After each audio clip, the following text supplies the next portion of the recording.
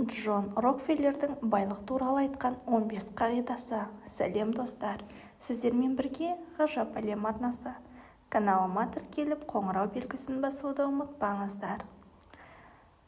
Джон Рокфеллердің белгілі миллиардер, магнат, кәсіпкер әрі филантроп болғанын жақсы білеміз.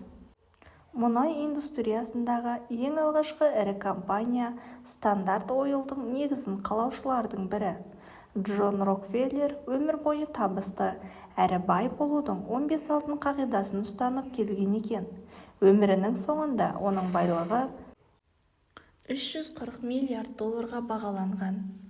Бірінші, сапалы жұмыс. Ең алдымен сапалы жұмыс істеуге көп көңіл бөлу керек. Рокфеллер жұмысқа барынша көңіл бөліп істеген адам табысқа 1000 қадам жақындайды деген пікірді алға тартады.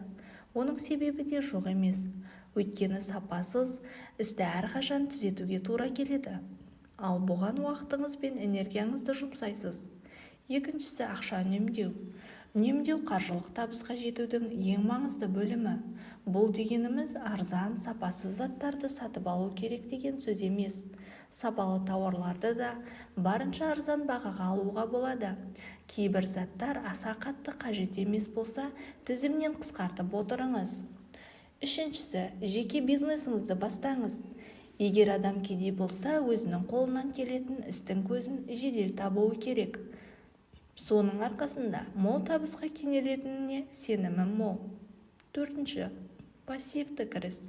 Ақша табуды дұрыс жолға қою үшін қосымша қаражат табуды да ойластырған жөн. Бұған банктегі депозиттер, қосымша жұмыстар мен алтын жинау жатады. Бесіншісі, арман. Қызық болып көрінуі мүмкін. Алайда бізді толағай табыстарға үлкен армандарымыз жетелейді. Сол армандарымызды орындау жолында мол қаражатқа кенелеміз.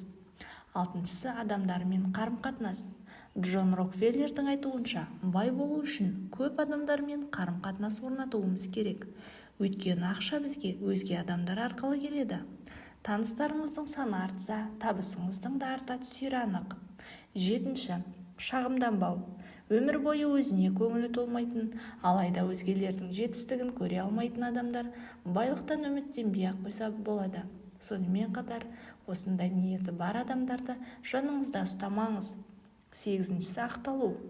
Бүгін істейтін шаруаны ертеңге қалдырып, өзіңді ақтаудың қажеті жоқ. Адамды байлықтың ауылынан алыстататын жау жалқаулық екенін сіз де жақсы білесіз. Тоғызыншы ереже, даму. Миллионер болу үшін өзіңді дамытуға, ақша салудан қашпау керек. Тамаққа, білімге, жан дүниеңді байытатын істерге, киімге ақша үнемдеудің қажеті жоқ. Рокфеллердің айтуы бойынша, адам тамаққа ақша аяса, әлсіз болады, білімге ақша салмаса, наданға айналады. Ал киімге ақша қимаса, өзін өзгелерге таныта алмайды. 10-шы ереже, зұлымдықтың тамыры. Кедей адамдар байлықты бақытсыздықтың себебі деп санайды. Ал бай адам байлықты қажеттілік деп таниды. Сол себепті байлықты зұлымдыққа теңеудің жөні жоқ. Ақша мен билік адамды бұзбайды, бірақ адамның қандай екенін білгіңіз келсе, оған көп ақша ұсыныңыз. Ақырында шынайы бет бейнесі ашыла бастайды. 11-ші ереже, адамдарға шын жүректен көмектесу. Көмегіңіз үшін алғыс күтпеңіз, керісінше шын жүрегіңізден көмектесіңіз. Көмектескен адамыңыздан қайтпаса да, жаратқаннан қайтарын ұмытпаңыз. 12-ші ереже, бизнес жүйе. Бай әрі табысты болу үшін бизнес жүйе жасаңыз. Ол сіздің қаражатыңызды тиімді басқаруға, байлығыңызды арттыруға көмектеседі. 13-ші ереже, өзгелер сияқты өмір сүру. Адамдардың көпшілігі қарапайым адамдарға қарап бой түзейді. Сол себепті ешқандай жетістікке жетпейді. Ал оның негізгі ерекшесі ешкімге ұқсамау, өзіңізді ешкіммен салыстырмаңыз, ешкімге теңемеңіз. Өзгелер сияқты өмір сүрмеңіз. Өзгелердің қай бағытта жүріп жатқанына қарамаңыз. Әрдайым өзіңіздің өзгеше жолыңызды таңдаңыз. 14-ші ереже, өзгелердің кеңесі.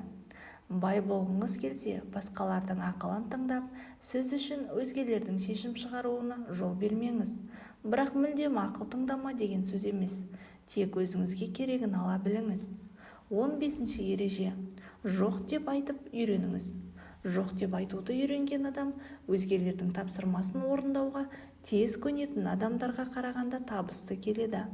Өзіңізді адамдардың өз мақсатына қолдануына жол бермеңіз. Уақытыңыздың қадірін біліп, оны ысырап етуден сақтаныңыз.